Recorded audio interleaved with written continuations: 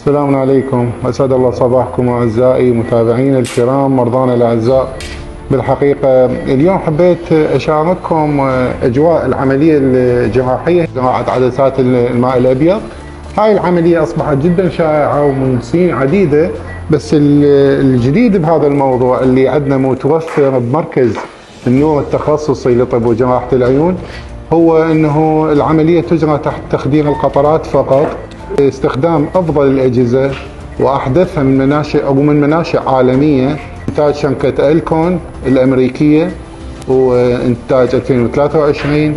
هاي الأجهزة ميزتها توفر نسبة أمان جدا عالية بعمليات الماء الأبيض، يعني تخلي المضاعفات اللي تحدث أثناء العملية جدا نادرة بعون رب العالمين. العدسات اللي نزرعها هنا الحمد لله هم من مناشئ عالمية، عدسات الألكون الأمريكية المنشأ.